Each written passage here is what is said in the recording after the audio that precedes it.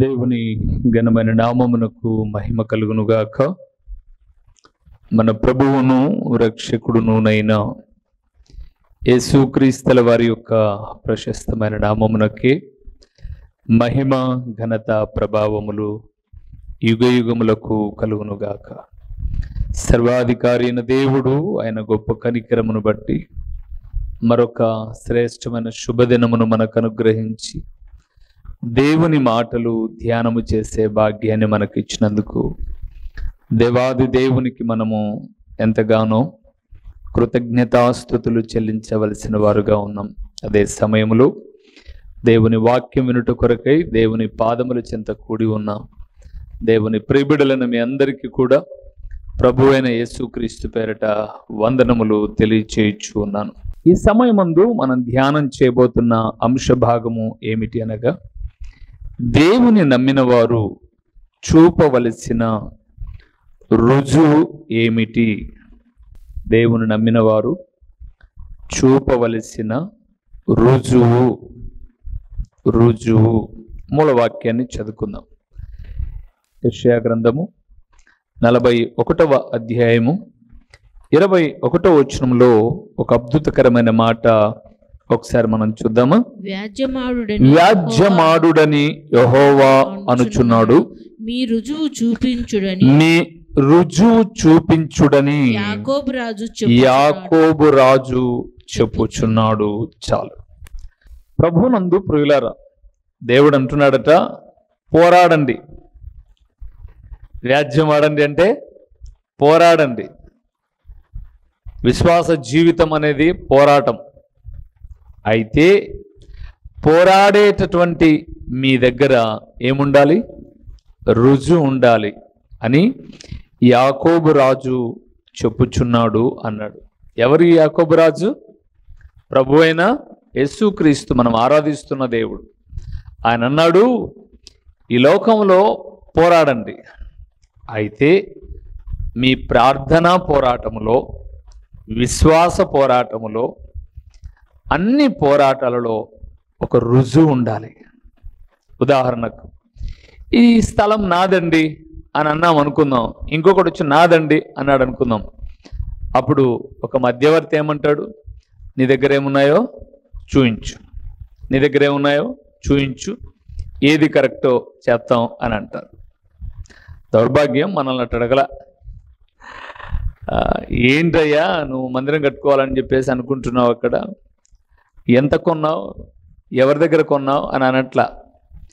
ఆ ఊర్లో అందరూ ఆ వీధిలో అందరూ అమ్ముకున్నా అడగలేదు, కానీ మనల్ని అన్నారు, అమ్మడానికి ఆమె ఎవరు, కొనడానికి నువ్వెవరు అని అన్నారు. అంటే ఆమెకి ఇచ్చింది, ఆమె అమ్ముకోవడానికి ఆమెకు హక్కు లేదు, అది కొనుక్కోవడానికి మనకు హక్కు లేదు. మనం ఏదో ఒక నియంత పాలనలో, ఇంతకుముందు సద్దాం హుసేన్ చచ్చిపోయినాడు ఉర్రు వేసుకొని, ఉర్రు వేసి చంపినారులేండి. అట్లా ఆయన దగ్గర ఎవరికి ఏం మాట్లాడే హక్కు ఉండదనమాట. అలాగా ఏది రుజువు చూపించాలి? మనం దేవుని నమ్ముకున్న మన జీవితంలో ఏ ఏ విషయాలు మనం రుజువు చూపాలో చూద్దాం. యోబు గ్రంథం మొదటి విషయానికి వెళ్దాం. 13వ అధ్యాయము, యోబు గ్రంథం 13వ అధ్యాయము 11వ వచనము. ఇదిగో ఆయన నన్ను చంపినను నేను ఆయన కొరకు కనిపెట్టుచున్నాను. ఆయన సన్నిధిని నా ప్రవర్తన న్యాయమని రుజువు పరుతును. చాలు. ఎవరు మాట్లాడుతున్నాడు? యోబు. దైవదాసుడైన యోబు మాట్లాడుతూ, మొట్టమొదటిది దేవుని నమ్మిన వారు చూపవలసిన రుజువు ఏంటి అంటే, నా ప్రవర్తన న్యాయమని రుజువు చూపాలి. అంటే మనం ఏదైనా ప్రార్థన చేసేటప్పుడు, మరలా గుర్తుపెట్టుకోండి, మనం ప్రార్థన చేస్తున్నామని మన ప్రార్థనలో అన్యాయం ఉండకూడదు, స్వార్థం ఉండకూడదు, గర్వం ఉండకూడదు. ఉదాహరణకు, ప్రార్థన చేయడానికి ఇద్దరు వెళ్ళారు దేవాలయానికి అని లూకాసు వార్త 18లో మనం చూస్తాం. ఒక ఆయన ప్రార్థన పొగడ్తలతో ఉంది, ఒక ఆయన ప్రార్థన ఒప్పుకోలుతో ఉంది. కాబట్టి మనం ప్రార్థన చేసిన లేదా ప్రభువుని ఏదైనా అడిగిన దానిలో చేసే ప్రార్థనలో జీవించే విశ్వాస జీవితంలో ఏముండాలి? న్యాయం ఉండాలి. యోబు అన్నాడు, ఆయన నన్ను ఒకవేళ చంపేసిన నేను ఆయన కొరకే చూస్తాను, ఎందుకంటే నా ప్రవర్తన న్యాయమని నేను దేవునితో రుజువుపరుచుకుంటాను అన్నాడు.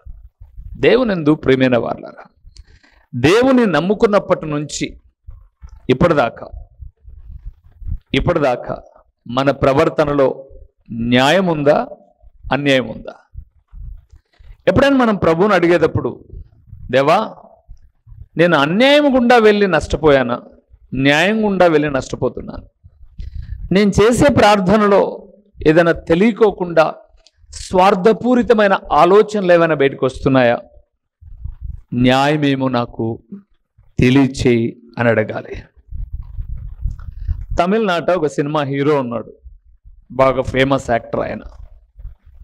తమిళనాడులో అద్భుతకరమైనటువంటి నటుడు, సినిమా రంగంలో సూపర్ స్టార్ అనేటువంటి బిరుదు కలిగిన రజనీకాంత్. ఆయన ఒక సందర్భంలో ఒక విలేకరులు మాట్లాడుతున్నటువంటి ఒక మీటింగ్లో ఆయన చెప్పిన ఒక మాట ఏంటంటే, మొరగని కుక్క విమర్శించని నోరు భూమి మీద ఎక్కడా ఉండదంట. ఏం కుక్క? అది ఇంట్లో సాక్కుండే కుక్క అయినా, అంటే పెంపుడు జంతువు అయినా, వీధి కుక్క అయినా ఖచ్చితంగా ఏదో ఒక సమయంలో ఏం చేస్తుంది? అది మొరుగుతుంది. మన దగ్గరికి ప్రార్థనకు వచ్చే వాళ్ళైనా, మన ప్రక్కన కూర్చున్న విశ్వాసులైనా, లేదా వీధిలో ఉన్నవారైనా, అయ్యో మేము ఎవరు శుద్ధికి వెళ్ళమండి, మా పని ఏదో, మా ఇల్లు ఏదో, మా పిల్లలేదో, మా కుటుంబం ఏదో అన్నా కూడా మొరగని కుక్క ఎలాగ ఉండదో ఏదో ఒక సందర్భంలో విమర్శించలేని నోరు కూడా ఉండదు. మొరిగారని అన్యాయం చేయాల్సిన పని లేదు, విమర్శించారని అన్యాయపు దారిలో ప్రవర్తించాల్సిన పని లేదు. అందుకే బైబిల్ గ్రంథంలో మీకా అనే భక్తుడున్నాడు, చిన్న ప్రవక్త, యేసు ప్రభుల గురించి చాలా చక్కగా మాట్లాడాడు, ఆయన రాకడ గురించి. ఆయన 6వ అధ్యాయం 6 నుంచి 8 వచనాల తర్వాత మీరు చదువుకోగలిగితే, ఏమి తీసుకుని వచ్చి నేను యెహోవాను దర్శింతును, వేలాది నదులంత విస్తారమైన తైలం, వెలకట్టలేని వెండి బంగారములు, ఏమి చేస్తే తెచ్చి ఆయనకి ఇస్తే ఆయనకు సంతోషం కలుగుతుంది అని అంటూ 8వ వచనంలో అంటాడు, మనుషుడా ఏది ఉత్తమమో అది నీకు తెలియచేయబడింది, న్యాయముగా నడుచుకొనుటయు, కనికరమును ప్రేమించుటయు, దీన మనస్సు కలిగి నీ దేవుని ఎదుట ప్రవర్తించుటయు, ఇంతే గదా దేవుడు నిన్ను అడిగేది అన్నాడు. ఇంతే కదా. నువ్వు వెళ్ళి సముద్రం అంతా నూనె తెచ్చి కుమ్మరించాల్సిన అవసరంలా, నీ ప్రవర్తనలో న్యాయం ఉందా లేదా, మన ప్రార్థనలో న్యాయం ఉందా లేదా? గుర్తుపెట్టుకోండి ప్రియులారా, మనం తప్పు నడత నడిచి న్యాయం చేయమని దేవుణ్ణి అడగకూడదు. గర్వం పెట్టుకొని, అహంకారం పెట్టుకొని దేవుని ఎదుట నటన మనం చేయకూడదు. అందుకే యోబు అంటాడు, అయ్యా మీరు నా స్నేహితులండి, మీరు ఏమేమో మాట్లాడారు, నువ్వు మంచోడు అయితే నీకెందుకు వచ్చిందిరా ఈ జబ్బు, నువ్వు ఏదో చేసావు రహస్యంగా పాపం అది ఇది అని అన్నావు, ఇంక విడిచిపెట్టే దేవుని అన్నట్లుగా మీరు మాట్లాడుతున్నారు. నా భార్యకు తోడుగా ఆయన నన్ను చంపిన నా యథార్థతను నేను విడిచిపెట్టను, ఆయన సన్నిధిని నేను ఇలాగే ఉండి, ప్రభువా నేనేం చేయలేదయ్యా, అపవాది నా మీద దాడి తప్పితే ఈ వ్యాధికి అవసరమైనటువంటిది ఏది నేను చేయలేదని నా ప్రవర్తన న్యాయమని నేను దేవుని ఎదుట రుజువుపరుచుకుంటా. చెప్పగలమా మనం ఇలాగా?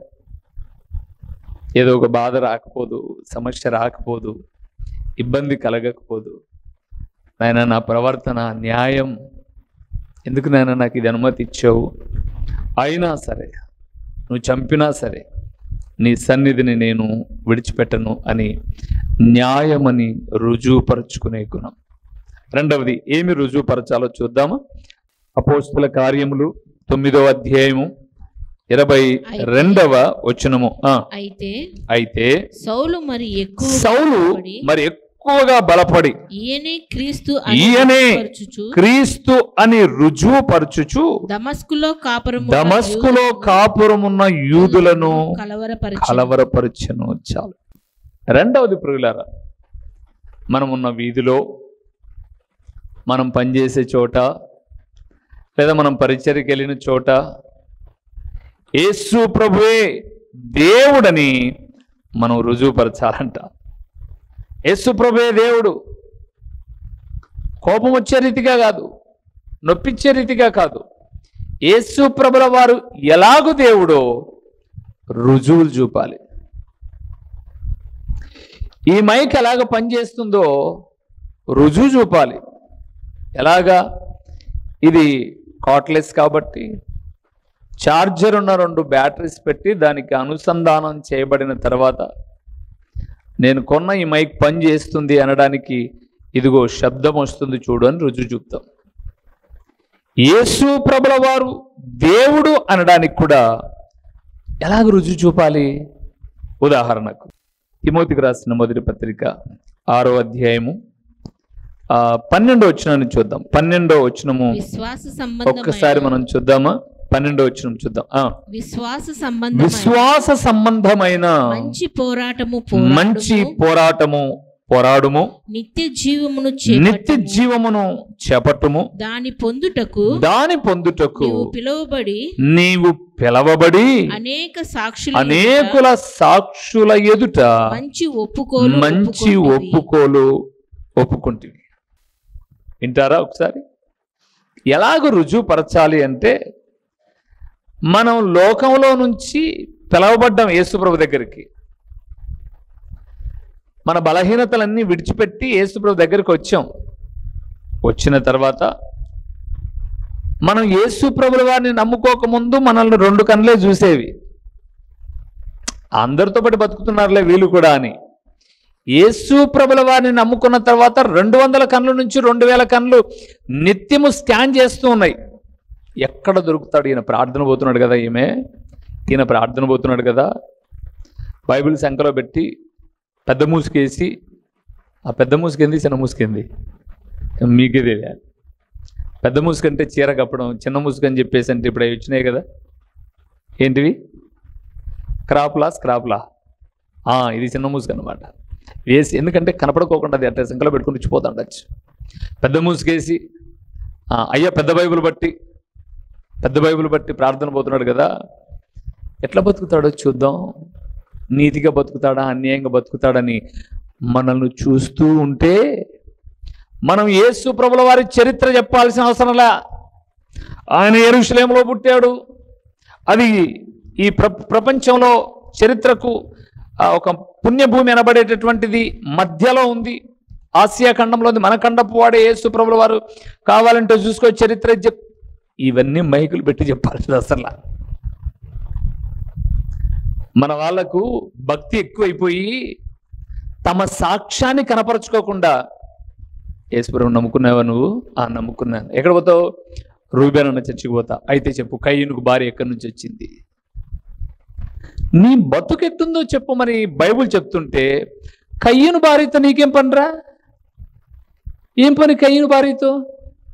కయ్యూను భార్య రక్షణకు సాదృశ్యమా? నిత్య జీవానికి సాదృశ్యమా? అంటే నీ టాలెంట్ చూపించుకోవడమా? నీ సాక్ష్యం చెప్పురా భయ్.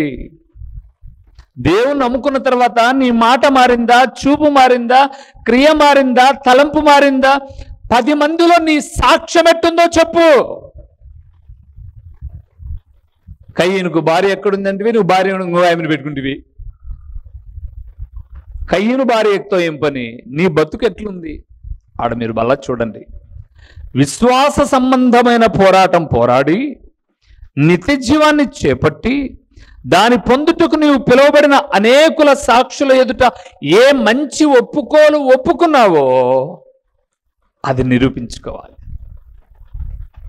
నేను బాగా బతకలేదండి, ఈ రోజు నుంచి బాగా బ్రతకాలని నేను పాపినని ఒప్పుకొని పశ్చాత్తాపపడి మనసు మార్చుకొని యేసుక్రీస్తు దేవుని కుమారుడని ఒప్పుకొని సంఘం ఎదుట అది 10 మందో 100 మందో 2 3 ఎవరు లేకుండా సేవకుడు ఈ అబ్బాయి మాత్రమే వెళ్ళేసి ఎక్కడో ఒక చోట నీళ్లు పారుతున్న చోట బ్యాప్టిజం పొందాడు. ఆడ ఒప్పుకున్నాడు, దేవాన్ని నీకోసం బ్రతుకుతానని. అక్కడ సంఘం లేదు, పంచభూతాలు ఉన్నాయి, అనగా ఆకాశము, భూమి, గాలి, నీరు, అగ్ని మొత్తం ప్రవహిస్తున్నటువంటి పంచభూతాల మధ్య ఒప్పుకున్నాను. ఆ ఒప్పుకోలుకు తగినట్టుగా జీవితాంతం వరకు బ్రతకడమే రుజువుపరుచుకోవడం. అది చేయడంలే మన వాళ్ళు, అది చేయడంలే. క్రికెట్ బెట్టింగ్ల మాదిరి ఛాలెంజ్ టు ఛాలెంజ్. ఎవడికి కావాలి ఛాలెంజ్ టు ఛాలెంజ్. మున్సిపాలిటీ ఆమె కూడా ఛాలెంజ్ చేస్తుంది, నేను ఎత్తేది మీరు ఎత్తండి అని. ఎత్తలేదు మీరు. ఆమె అంతలకలా చేయి దూరిపోయి ఎత్తేస్తుంది మట్సంగా. ఛాలెంజ్, మీరు ఎత్తారమ్మ రాండి అంటది. ఎత్తమని వచ్చి ఎవడికి కావాలి ఛాలెంజ్? నీ ప్రవర్తన న్యాయమని రుజువుపరచాలి. రెండవది, నువ్వు ఒప్పుకున్న ఒప్పుకోలుతో దేవుని నామానికి ఘనత కలిగే రీతిగా, ఎస్ నేను పనికి మాలిడిన వాడను, నోటి శుద్ధి లేదు, బ్రతుకు శుద్ధి లేదు, యేసు ప్రభుల వారిని నమ్ముకున్న తర్వాత నా ప్రవర్తన ఎంత మారిందో మీరు చూస్తున్నారు కదా. ఇది నా గొప్పతనం కాదు, నన్ను దర్శించిన ఆయన గొప్పతనం. ఆయన పరిశుద్ధుడు కాబట్టి అలాగ బ్రతకడానికి నేను నిశ్చయించుకున్నానని రుజువుపరచాలి. అది దేవుడు కోరుకుంటున్నది. స్థలాన్ని ఎలాగ చూపించి, పత్రాలు చూపించి రుజువుపరిచామో అలాగా యేసు ప్రభుల వారిని వ్యక్తపరిచి మన సాక్ష్యము ద్వారా. మూడవది ఎలాగ రుజువుపరచాలో చూద్దామా? కొరింథీయులకు రాసిన 2వ పత్రిక 8వ అధ్యాయము 24వ వచనాన్ని చూద్దామా? 8:24వ వచనము. కాబట్టి మీ ప్రేమ యథార్థమైనదనియు మీ విషయమైన మా అతిశయము వ్యర్థము కాదనియు వారికి సంఘముల ఎదుట కనపరచుడి. వారికి అనే చోట ఒక చిన్న అంకె ఉంది చూడండి. ప్రేమ యొక్కయు మీ విషయము అయిన మా అతిశయము యొక్కయు రుజువును వారికి. మూడవది ప్రియులారా, మనము మన ప్రేమలో యథార్థత ఉంది అని పౌలు భక్తుడు చెప్పాడు. అక్కడ సంఘపు విశ్వాసులు వారి ప్రేమలో, వారి వ్యక్తిత్వంలో యథార్థత ఉంది అని సేవకులు అతిశయపడే రీతిగా రుజువుపరుచుకోవాలి. ఒక భార్య గురించి సాక్ష్యము భర్త చెప్పాలి, ఒక భర్త గురించి సాక్ష్యము భార్య చెప్పాలి. ఇంకెవరు చెప్పాల్సిన అవసరంలా. నా భర్త అండి, నా భార్య అండి అని సాక్ష్యం. విశ్వాసుని గురించి సాక్ష్యం సేవకులు చెప్పాలి. ఇక్కడ పౌలు అదే చేసింది. మీరు తర్వాత 23 అలాగే చూస్తే, మన సహోదరులు ఎవరైనా అడిగిన ఎడల, 23లో అంటారు చూడండి అన్నమాట. మన సహోదరులు ఎవరని అడిగిన ఎడల, నేను చివరి లైన్ చదువుతున్నాను, వారు సంఘముల దూతలను క్రీస్తు మహిమైనై ఉన్నారని నేను చెప్పుచున్నాను. విశ్వాసుల గురించి అడిగాడట. ఎవరో అడిగారు, అన్న మీ చర్చికి పలానా ఆయన వస్తుంది, పలానా ఆయన వస్తారు, వాళ్ళు ఎలాంటి వాళ్ళు, వారి భక్తి ఎలాంటిది అని అడిగారు అనుకోండి. ఏం చెప్పాలి అని అంటే, యథార్థమైన ప్రేమ కలిగిన వారు అని సంఘము ఎదుట సాక్ష్యం చెప్పాలి. ఏవైతే మనకు ఉంటాయో అయ్యే చెప్తుంది బైబిలు. సనగాకండి అని అంటే సనిగేది ఎక్కువ, సంశయపడగాకండి అంటే సంశయపడేది ఎక్కువ. కానీ దేవుడు అంటున్నాడు, యథార్థమైన ప్రేమ గలవారని మీ విషయమై సేవకుల అతిశయము వ్యర్థము కాదని. అంటే మిమ్మల్ని గురించి సేవకులు గర్వంగా చెప్పుకునేటటువంటిది అది వ్యర్థం కాకోకుండా మీరు రుజువుపరచాలి.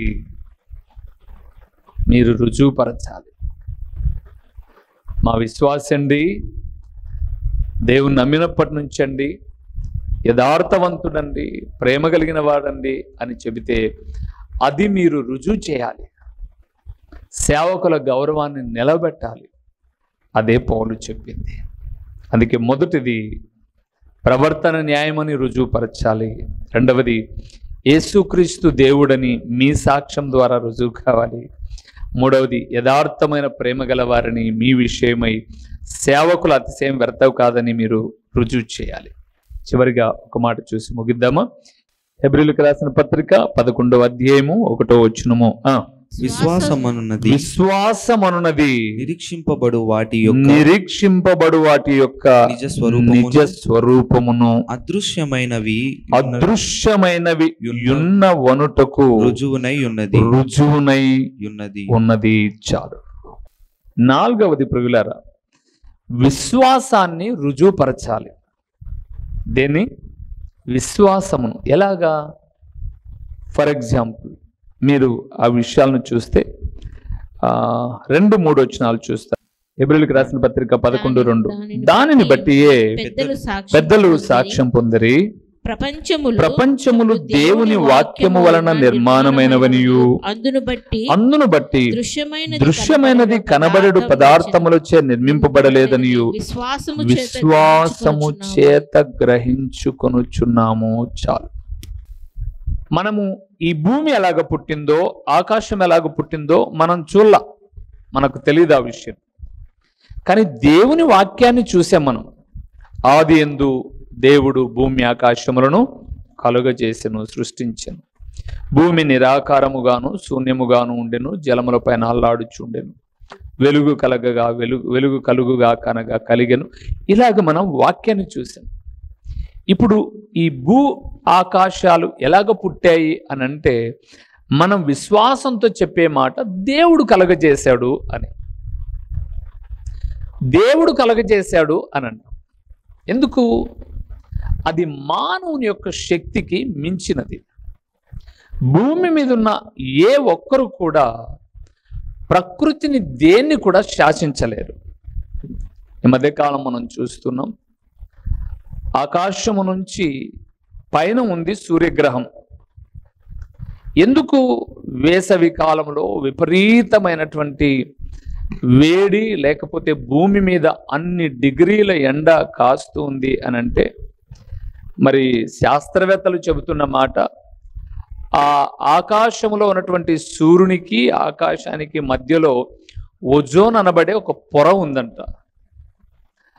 ఆ పొరకు మన వాళ్ళు పెట్టిన ఫ్యాక్టరీల పొగలు, స్కూటర్ల పొగలు, డీజిల్ పొగలు, ఆ పొగలు ఈ పొగలు అన్నీ పోయి ఈడ కాకుండా ఆడ చించినాయండి దాన్ని. ఆ నిజం, మరి నేను అబద్ధం చెప్పట్లా. ఈ కాలుష్యం వల్ల రంధ్రం ఏర్పడిందంట. అంటే అది పాడైపోవడానికి మనిషే కారణం. అందుకే మనం ఎప్పుడూ చూడనన్ని విపరీతమైనటువంటి ప్రకృతి వైపరీత్యాలను మనం చూస్తూ ఉన్నాం. ప్రభువు చేసిన కార్యాలను మనం నమ్ముతూ ఉన్నాం, ఆయన శక్తిని కొనియాడుతూ ఉన్నాం. అది విశ్వాసం. ఎక్కడో అమెరికాలో ఉంటా, అబ్బా ఇలాగ జరిగిందంట అని అంటే అవునంటనా అని నమ్మేస్తాను. మనం చూడలా, నమ్ముతున్నాం. మా పిల్లవాడు అమెరికాకు వెళ్ళాడు, లేకపోతే ఎవరన్నా చెప్పేటప్పుడు మా వాడు దుబాయ్కి పోయాడు, కువైట్కి పోయాడు. ఎంత అనుకున్నావు జీతం? 30,000 40,000 అంటే, మా దుబాయ్ పోయింటే 40,000 అంటే జీతం అని చెప్పేసి మనం అనుకుంటున్నాం. ఆడ మన వాడు ఉడిచే కసువు, చిరిగిపోయిన పనులు అన్నీని కాదు. మేము వెళ్ళాం కాబట్టి చెప్తున్నాం, దుబాయ్కి వెళ్ళాం కాబట్టి. బహుఘోరమైనటువంటి పరిస్థితి వాళ్ళది, చాలా దయనీయమైన పరిస్థితి. మంచిగా చదువుకొని ప్రైవేట్ కంపెనీలలో చేసేవాళ్ళు ప్రశాంతమే, కానీ మిగతా వాళ్ళందరిది వాళ్ళ జీవితాలు. నేను ఒక ఆయనతో మాట్లాడాను ఆ చర్చిలో ఉన్నప్పుడు, ఏమయ్యా బాగానే ఉన్నారు కదా మీరు ఇక్కడ, హ్యాపీనేనా అని చెప్పేసి అంటే, ఎవడు సార్ తిన్నామని అడిగే నాదుడు లేడా? పైపెచ్చు టైం టు టైం డ్యూటీలో ఉండాలి. వాళ్ళు చెప్పిన బానిసలం సార్ మేము ఇక్కడ, బానిసలం మేమన్నాడు. అదేంటండి, ఇక్కడ స్వేచ్ఛ లేదు మాకు. మా మీద పని ఒత్తిడైతే ఇక్కడ మాకు పోరాట పటిమను చేసి అయ్యో పని ఒత్తిడి తగ్గించండి అనేటటువంటి బేల్దారుల సంఘాలు ఏం లేవు ఇక్కడ. అయ్యగారులు ఏం చెప్తే అదే శాసనం. మరి వెళ్ళిపోవచ్చు కదా అంటుందంటే, మా పాస్పోర్ట్ వాళ్ళకాడ ఉంటుంది సార్, ఎట్టబోతావు మేము? పాపకు బాగలేదంట, ఒక ఆయన చెప్తున్నాడు వచ్చి, పాప పెద్ద పాప అయిందంట, పైపెచ్చు బాగలేదు, వెళ్ళి చూద్దాం అని చెప్పేసానంటే పోవడానికి లేదంటున్నారు సార్. ప్రార్థన చేయండి సార్. మనకు దూరపు కొండలు ఎలా కనపడతాయి?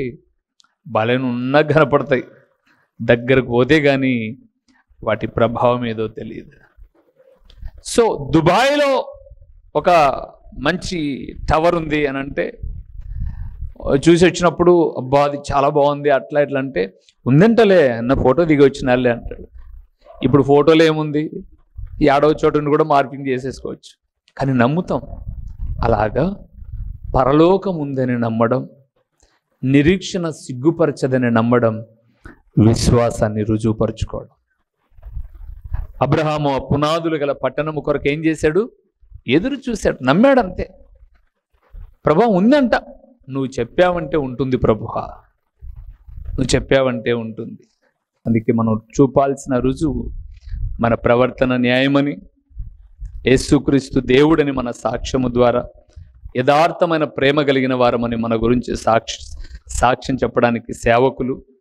4వది, మన విశ్వాసాన్ని ఎప్పటికప్పుడు మనము రుజువు చేసుకోవాలి. తలలో ఉంచుదాం, కళ్ళు మూసి, నాయనా ఇలాంటి రుజువును నా జీవితం ముందు నేను కలిగి ఉండడానికి కృప చూపు అని ప్రభు సహాయమును కోరదాం, ప్రార్థన చేసుకుందాం.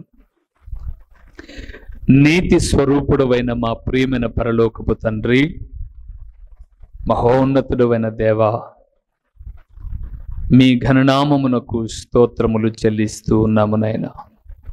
యెషయా భక్తుడు మాట్లాడుతూ, మీ ప్రవర్తన న్యాయమని రుజువు పరుచుకొనమని యాకోబు రాజు చెప్పుచున్నాడు అన్నప్పుడు, ఏమి రుజువు చేయాలి ప్రభువా మేము మా భక్తి జీవితంలో?